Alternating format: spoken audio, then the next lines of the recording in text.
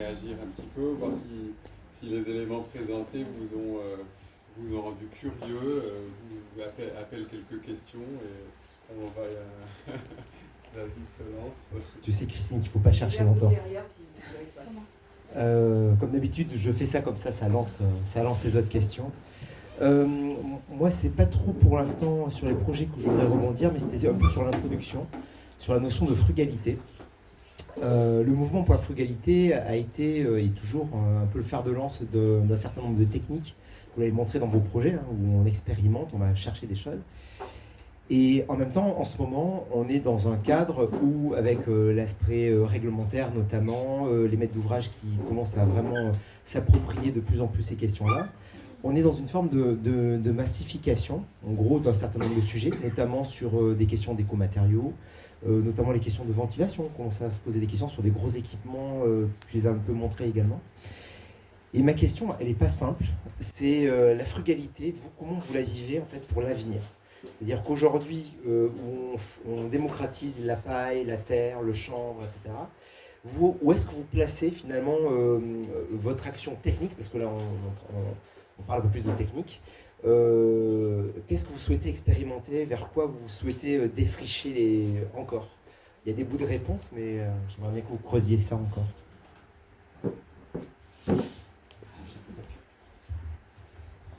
Je pense qu'il y a une multitude de choses encore à explorer.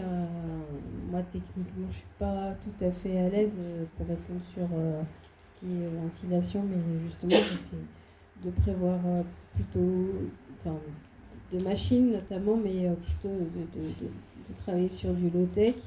Pas de climatisation, pas de chauffage, un peu de ventilation. Pour moi, c'est la base de la frugalité.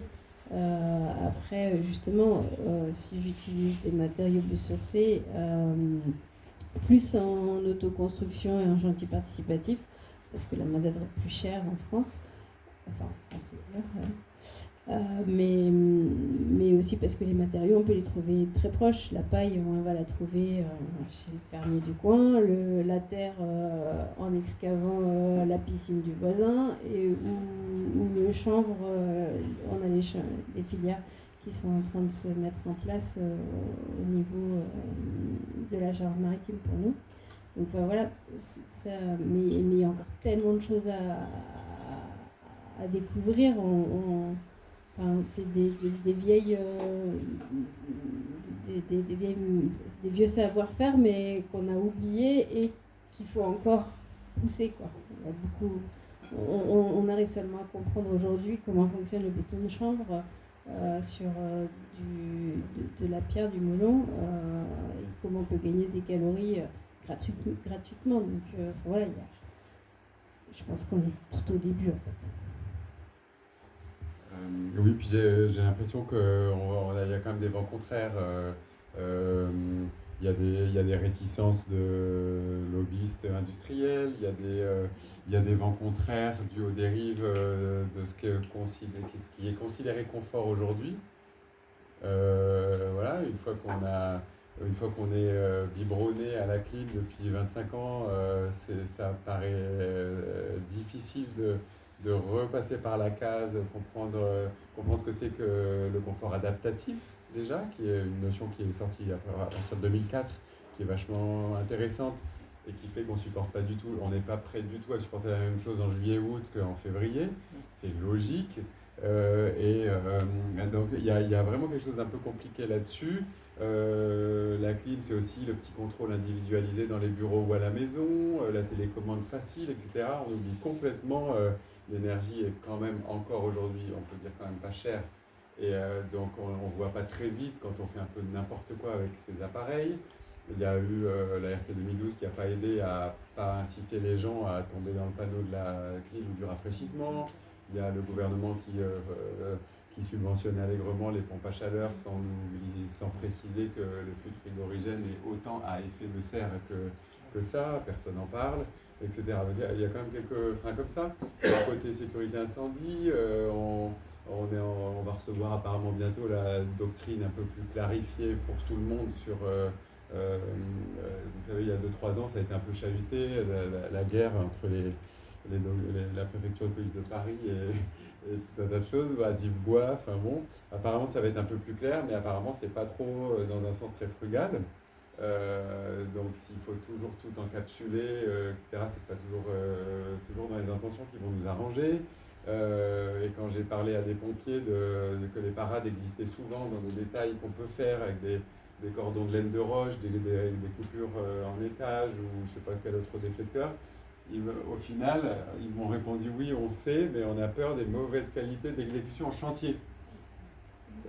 Ok, évidemment, c'est vrai que si en plus on déqualifie nos chantiers, qu'il n'y a plus personne pour encadrer, il n'y a plus aucun chef de chantier qui reste 40 ans, il y a machin, bon, ben, la technicité repart en arrière. On le constate même sur l'étanchéité à l'air. On pensait que c'était réglé. Eh bien, on repart en arrière depuis, je sais pas, 6-8 ans, etc. Donc ça, c'est pas gagné non plus. Après, bon, la ventile, c'est encore un autre sujet qui est passionnant parce qu'une fois qu'on a bien bossé sur le froid et le chaud, bon, il nous reste à produire de l'eau chaude sanitaire pour des douches un peu chaudes. Bon, c'est clair. Clairement, la lumière, on peut faire beaucoup, beaucoup de travail en se dirigeant vers l'autonomie en lumière du jour, franchement, hyper fortement dans plein de projets, surtout diurnes en occupation quand même. C'est vraiment un tout petit pas à faire parfois. Et l'aérolique, c'est un sujet passionnant, mais il y a très peu de connaissances en France. Donc la frilosité dont on parle, ou la frilosité, des fois c'est juste le poil dans la main, mais en tout cas le fait de ne pas se pencher sur les notions de l'aérolique et tout ça. Mais heureusement, il y a un peu des pionniers en France, derrière les travaux de l'agence Switch, d'une partie de l'équipe de Tribu, tout ça, il y a des chouettes projets qui sortent, qui sont un peu plus loin encore des tentatives de ventile naturelle avec récupération de chaleur, mais naturelle au sens y compris de couvrir le débit hygiénique, hein, c'est là le plus touchy. Parce qu'évidemment, il ne faut jamais qu'on oublie de faire quand même de la ventile de mi-saison et d'été, tout simplement par des stratégies efficaces d'ouverture de fenêtres et de Velux et de DLTH et d'effets cheminés. Mais il y a un sacré défi dans le fait d'essayer de couvrir les débits hygiéniques. Et là, pour le coup, il y a une bonne couche de formation à faire. Donc, et autre chose, on bosse parfois avec des gens qui on a des intentions très partagées sur la matérialité, mais il y a des gens qui bossent beaucoup sur des choses qui sont a priori vertueuses, le bâtiment passif, etc. Mais il faut faire très attention, je pense, quand on contextualise les approches initiales du passive house dans d'autres climats. On peut arriver à des aberrations totales. Mais là aussi, on a parlé avec ce corpus il y a quelques mois, et l'ouverture se fait sur la matérialité, le confort d'été, etc.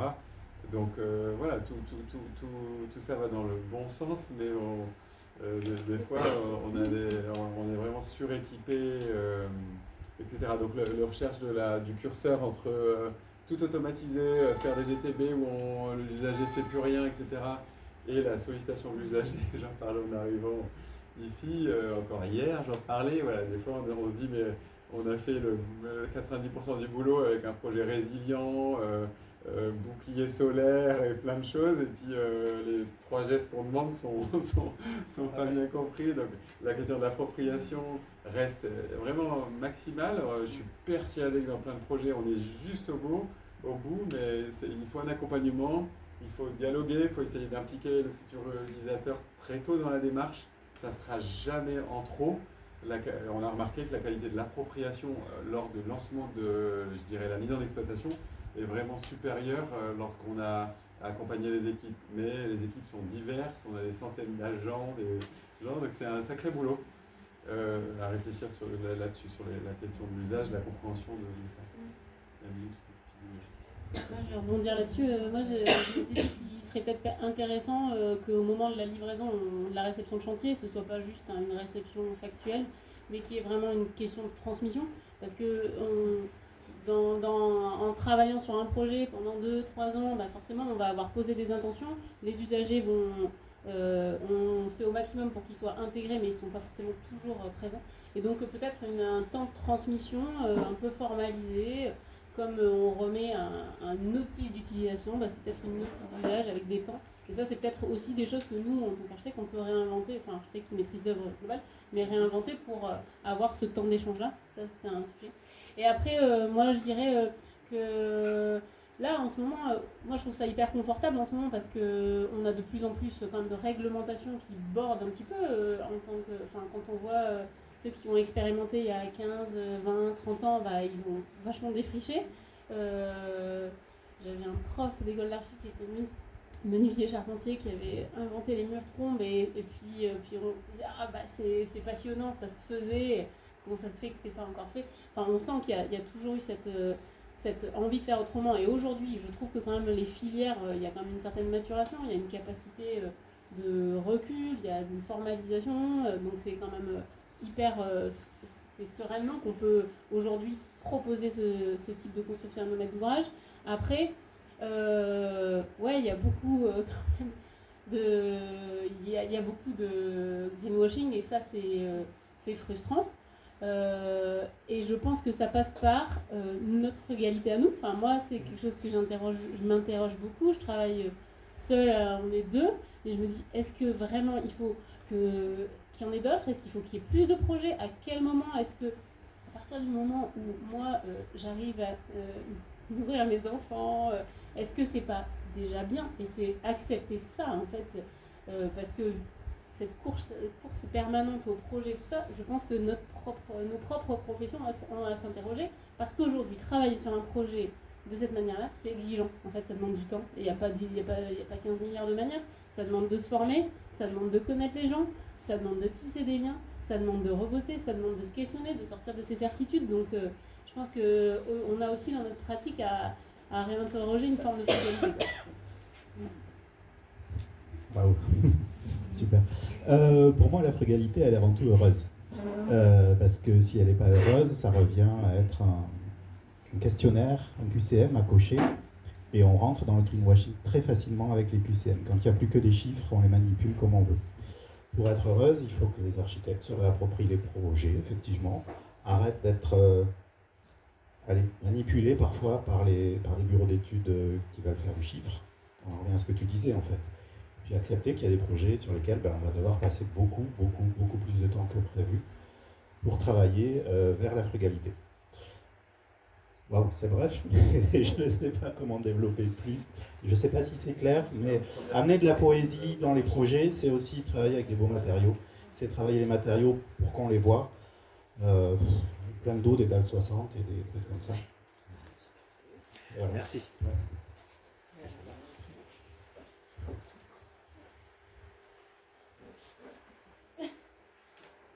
Vous avez soif. On a tout balayé avec une question. Moi, je veux pas. Ah, il y a quelqu'un? Moi j'en ai plein, moi, mais... Ah. Des éléments techniques pour le réemploi. La réglementation n'est pas encore en place, les assurances sont frileuses. Comment développer?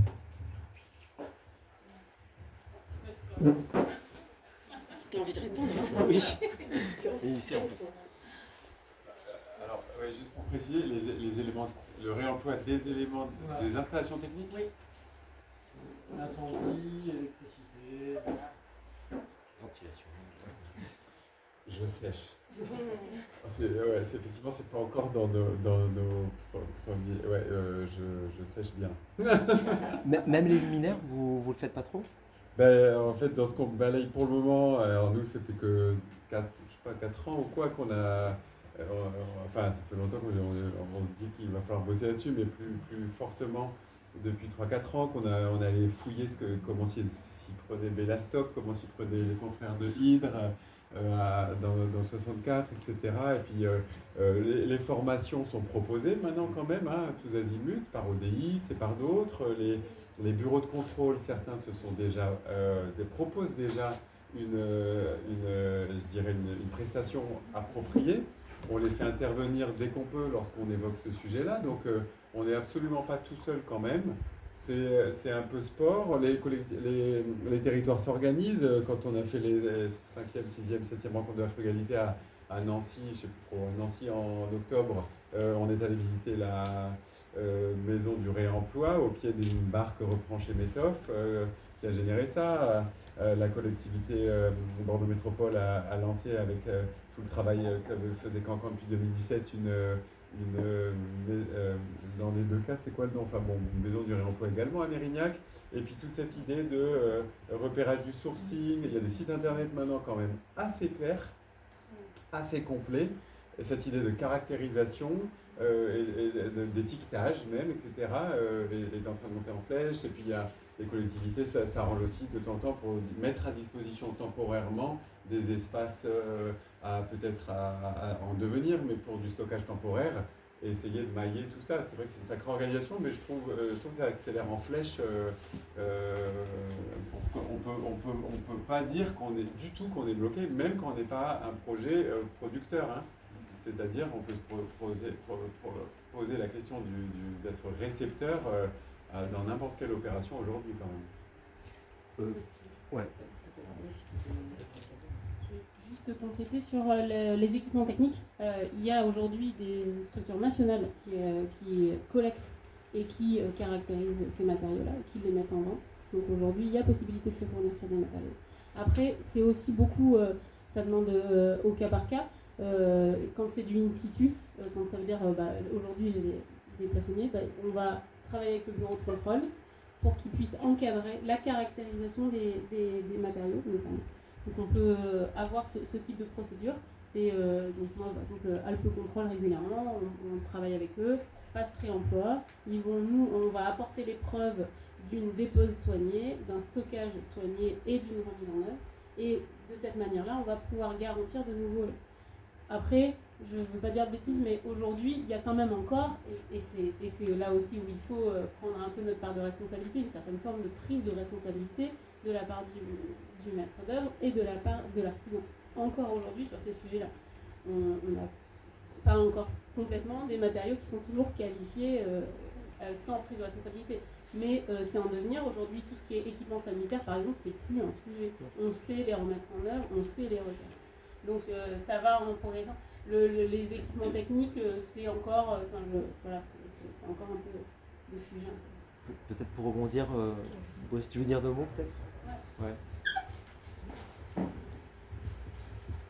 Parce que c'est architecte et du coup plusieurs sujets qui me passaient par la tête. Effectivement, la traçabilité est très importante. C'est ce qui demain, je pense, va permettre aux assureurs de pouvoir jouer leur rôle. Il faut toujours savoir que le bureau de contrôle est là pour justement remonter à l'assureur que tout va bien sur le terrain. C'est son rôle.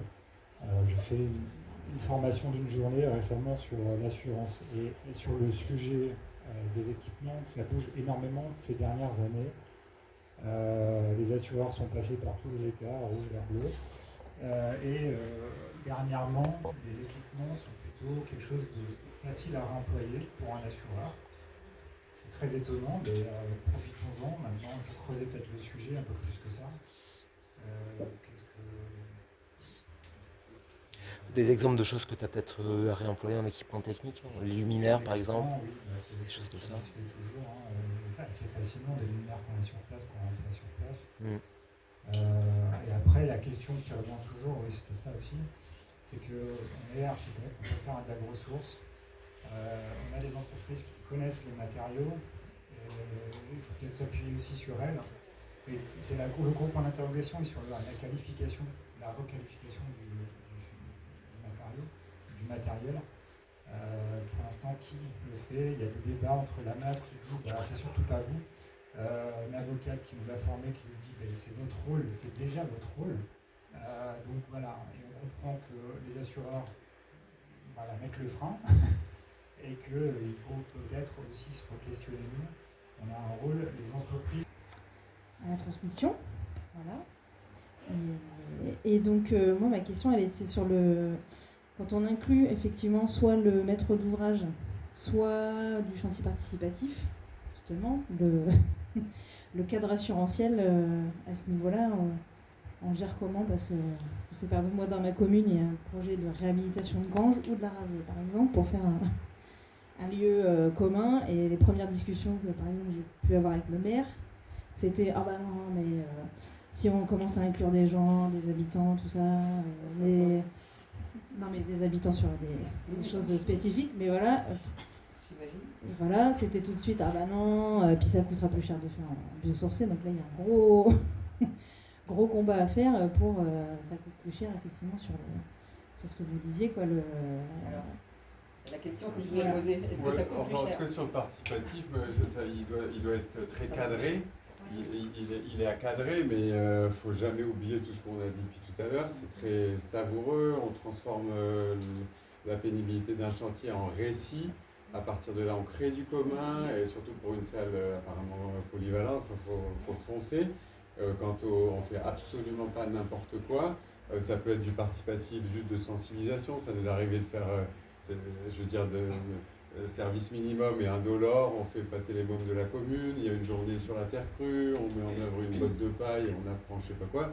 On l'a fait sur l'internat de Rouillé, c'était super, mais c'était pas réellement du participatif. On a inséré une brique crue, on voit bien qu'elle est différente des autres, mais l'histoire est là.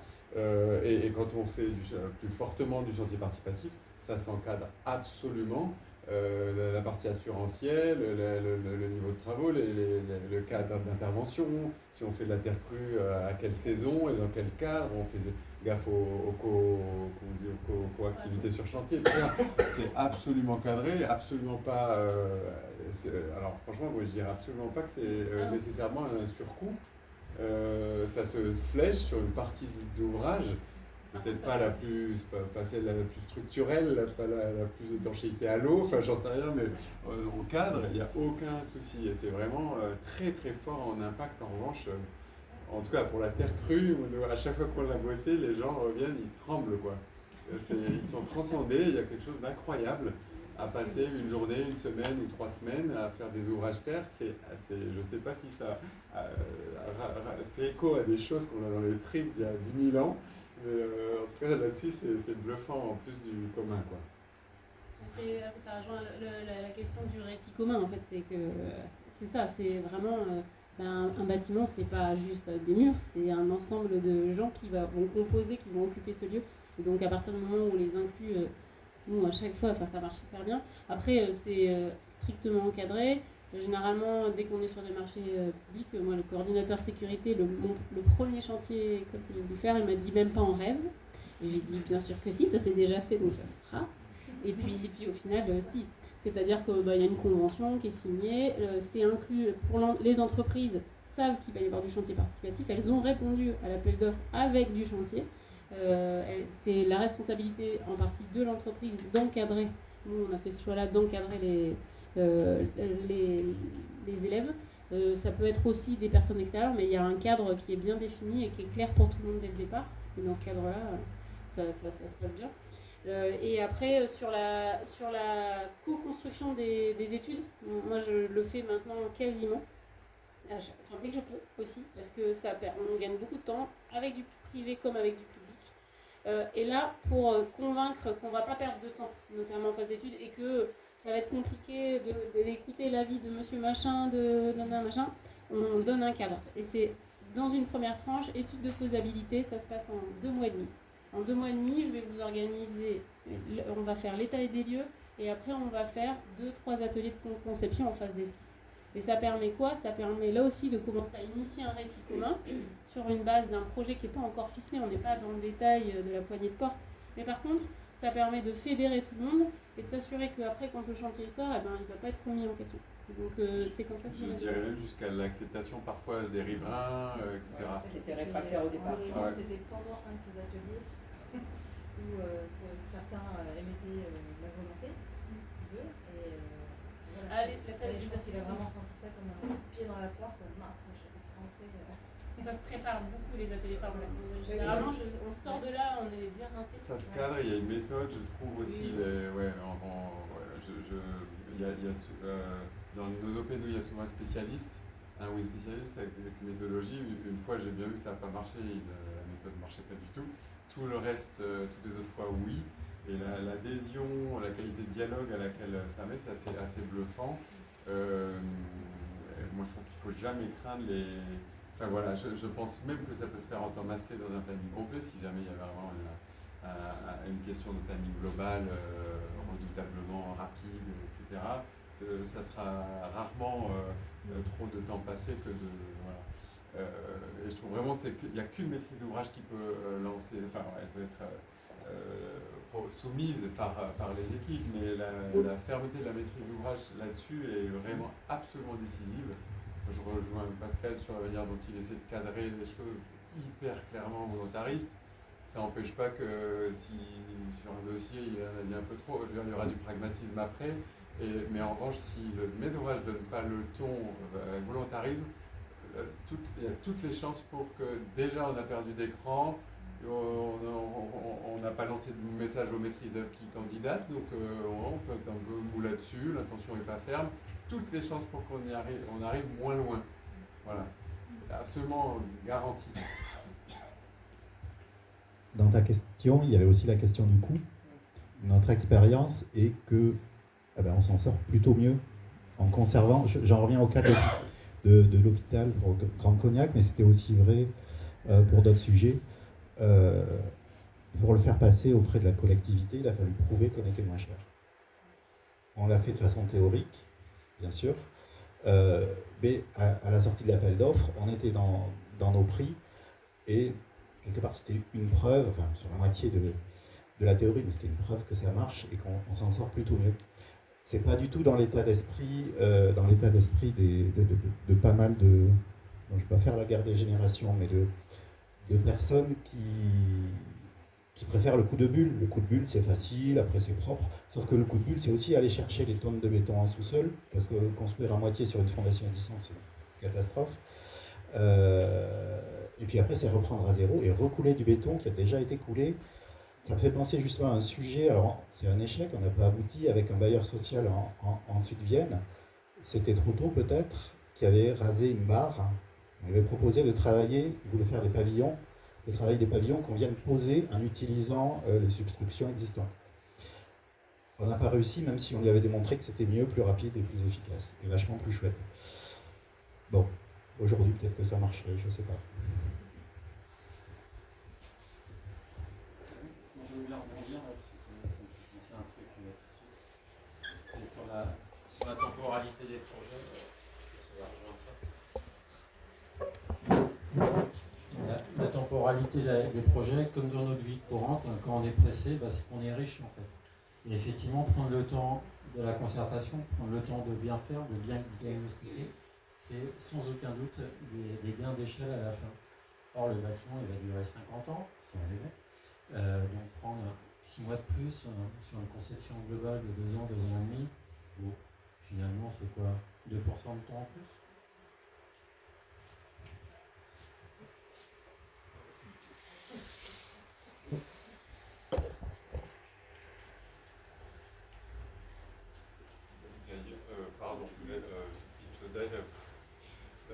D'ailleurs, ça me fait repenser, dès les premiers habitats participatifs dans lesquels on a été impliqué, dans lesquels on a pris goût à l'incorporation de la compétence habitant, comme disait Aquitanis, ou de la compétence usager dans d'autres OP tertiaires, on a réalisé que les plannings n'étaient pas plus dilatés, qu'on faisait vraiment le point depuis le départ. Alors peut-être que je sors juste la partie où il commence à constituer le groupe et qu'un AMO les fait rédiger une charte de vie commune ou autre appellation. Peut-être, je parle peut-être à partir de l'arrivée de la maîtrise d'œuvre.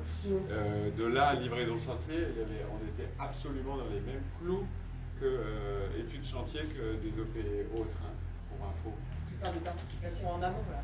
Oui, je parle des OP participatifs, c'est-à-dire dans lesquels où on pourrait craindre qu'on fasse déraper le planning parce qu'on va causer avec les 12 foyers, 15, 20. Généralement, c'est pas beaucoup plus gros. J'ai connu des échecs avec des tentatives d'opération participative anglaise. Je trouve que vraiment ça ne marche pas. Mais c'est mon parcours à moi. Donc, hormis peut-être une discussion préalable avec un AMO sur leur programme, le ciment commence à monter au sein d'un groupe, mais à partir du moment de sélection de maîtrise d'œuvre jusqu'à la livraison, on n'a pas constaté de dilatation du tout de planning, pour info. Oui, et on gagne sur la validation des phases, on gagne un temps de dingue, parce que l'acceptation elle est en amont. Après, toutes les phases, ça roule. Et ce qu'on vient de dire, en fait, c'est valable sur la moindre OP, même publique. Lorsqu'il y a, je veux dire, un travail conjoint dans une relative transparence, complicité, maîtrise d'ouvrage, assistant à maîtrise d'usage, machin, il n'y a pas trop de raison de se masquer des choses. Je veux dire, au bout d'un moment, on n'a rien à mettre sous le tapis. Eh bien, on a vraiment remarqué aussi que c'est la condition pour contracter les phases de validation, arriver vers un DCE propre. Les choses sont claires pour tout le monde. S'il y a eu un peu de tension financière, les arbitrages ont été partagés sur une base multicritère. Ça c'est hyper important, je pense, à chaque fois qu'on parle de dialogue, de transversalité, d'intelligence collective, de démarche holistique et tout ça, il y a vraiment le souhait que, en tout cas, nous, un peu spécialisés, les études servent à l'arbitrage multicritère. C'est pas juste un dessin archi, c'est pas juste le prix, c'est pas juste tout ça. Alors, on connaît tous avec la promotion immobilière, des fois tu as le cow-boy qui débarque avant la consultation. Et lui, surtout, c'est pas le même que depuis 10 mois, on les rechange à chaque fois. Et là, il a juste le rôle de couper, il a un bénéfice dessus, je pense, perso à la fin. Et en fait, là, on l'a tous vu, c'est complètement stérile. Le gars, il connaît pas l'OP, il connaît pas l'origine des choix, et il vient saucissonner une OP dont tout est en entrelac très fin. Et de plus en plus aujourd'hui, le carbone, la maîtrise financière, les intentions de frugalité, tout ça, c'est hyper complexe. Et la qualité de l'air, on parlait d'aérolique tout à l'heure, mais je me suis dit, j'ai juste oublié de préciser qu'on cherche aussi à assurer une meilleure qualité de l'air qu'actuellement. Donc on a aussi un défi énergétique. Je veux dire, on a des postes qui tendent à réaugmenter même en besoin énergétique si on le fait en tout mécanique. Pourquoi ? Parce qu'on vient de constater qu'on vit dans des intérieurs tout à fait néfastes en termes de QAI depuis très longtemps. Les écoles, les bureaux, nos maisons. Et donc on a aussi cette ambition d'apporter, s'il faut, 20, 22, 24, 26, 30 mètres cubes par heure et par personne pour maîtriser la concentration des polluants, qu'ils soient d'origine humaine ou matérialité, mobilier, nettoyage. Voilà, donc on tente de régler toutes ces choses qui obligent à cette intelligence collective, ce processus itératif. Les BE qui disent qu'ils veulent pas refaire leurs calculs, désolé, tu vas tâtonner, comme l'archi, dès l'esquisse, et puis on tâtonne tous dans nos domaines de compétences, humblement. Après voilà, dès que tu connais ton métier, les hypothèses que tu prends sur le carbone, on fait suer les archis pour définir des choses tôt, ils ne peuvent pas toujours nous répondre, eh bien on finit par expérience, par savoir comment faire les premiers calculs carbone. L'économiste, il n'attend pas toujours la P définie, vous lui demandez bien un début de choses, des fois dès l'esquisse. Donc on a tous ripé, anticipé nos études. Moi je vois qu'on a essayé de se créer une place au sein des équipes, il a fallu qu'on chahute un peu en disant désolé, je ne peux pas être aussi faiblement impliqué de l'esquisse à la PD. Alors qu'on connaît les courbes de Dono, machin, et là le pro arrive, il y a 20% ou je ne sais pas combien. Ben désolé, nous on est obligé de... Je pense que les architectes c'est pareil quand même. Je ne sais pas s'il y a des bureaux d'études dans l'assistance ou pas. Mais ce serait intéressant de savoir si vous avez la sensation qu'ils bougent. Certains, oui. Quand même. Je ne parle pas du bien qui est déjà tombé dedans quand il était petit, mais... Moi, voilà, je suis sur des les petites échelles, mais... traditionnelles, disons. Est-ce que vous avez la sensation qu'il y a... Après, c'est le hasard des rencontres aussi qui fait qu'on traîne un peu dans les mêmes sphères. Donc, mais à mon échelle, j'ai réussi à dépister certains bureaux d'études qui se bougent. J'ai un messien qui va me donner d'autres solutions, un bureau d'études structure qui va me permettre de garder les murs en moellon plutôt que de tout dégommer. Voilà. C'est sur la technique aussi, sur supprimer la VMC, quoi. Oui, alors, et puis en fait, la VMC, alors est-ce que, moi, je veux dire, on tente de les explorer comme la matérialité, le repérage des matériaux locaux, etc., très en amont. On tente juste de questionner les réflexes. Et en fait, s'il faut conclure, et je dirais même jusqu'à la production de froid, si un jour on doit conclure qu'on reste ric-rac dans les études de physique passive et qu'on est coincé, alors ça m'est quasiment pas encore arrivé, mais si on commence plutôt par parler brasseur d'air, puis climatique, dans les premières dispositions mécanisées, mais à très faible impact quand même. Et moi j'insiste, je ne mentirai pas sur des STD, surtout on fait des STD à 2050-2070 maintenant. Les scénarios du GIEC, on comprend tous qu'on a arrêté de prendre ceux qui tentaient de rester sous 1,5 degré, accord de Paris, c'est déjà oublié. Et donc, on ne mentira pas sur des résultats qui restent ric-rac. Mais pour le moment, j'insiste beaucoup, on peut encore faire même du bureau sans clim à Bordeaux avec 43 degrés de temps en temps. Et beaucoup d'autres projets. C'est sur les... Parce qu'on a besoin effectivement de beaucoup d'interactions pour pouvoir prendre les bonnes décisions et qu'elles soient justement justifiées, calculées. Et donc travailler par hypothèse, ça marche bien, c'est comme ça qu'on fait en archi. Et du coup en ingénierie, c'est important de trouver son pendant pour pouvoir faire monter les projets. Et c'est vrai que voilà. Alors Morten sur Gironde, j'ai pas encore trouvé vraiment chaussure à mon pied, c'est quand même encore complexe, notamment par rapport aux échelles de projet. Je pense que effectivement sur des petits projets c'est plus complexe de constituer des équipes, mais après c'est trouver les bons partenaires pour pouvoir les amener à travailler sur des thématiques, parce que peut-être qu'il y a certains sujets où on va travailler effectivement uniquement sur une question spécifique et pas forcément chercher à avoir des calculs, tout le barbare de calcul qui est vraiment nécessaire. Et puis après, c'est sur la question de l'enveloppe, la prise en compte de l'enveloppe. Enfin, ça, c'est quand même... moi, je trouve que ça manque encore. On a des bureaux d'études structure, on a des bureaux d'études fluides, mais en fait, enveloppe, penser enveloppe, je trouve que ça manque encore. Parfait, vous avez tout dit. On va peut-être... moi qui ai encore des questions. En fait, il y a peut-être on parlait BE structure, il y a peut-être... c'est quand même un élément de souffrance, on y passe du temps. BE fluide en particulier, oui. Aujourd'hui, il y a des structures qui ont énormément grossi. Je ne sais pas quels sont les enjeux financiers qui font que les BE sont de plus en plus énormes. Et on a fréquemment, effectivement, à tout revoir avec le nouvel arrivant. Il y a énormément de turnover. Il faut se battre.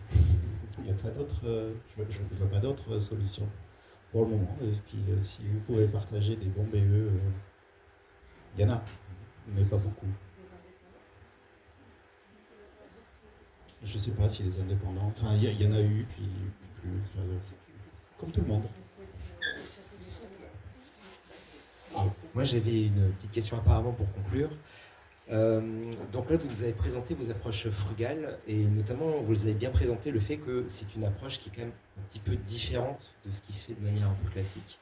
Est-ce que vous jugez que c'est plutôt un atout vis-à-vis de vos prochains clients? C'est que justement, cette approche-là va peut-être les attirer et les amener à autre chose, ou au contraire, ça peut faire peur en fait en 2025?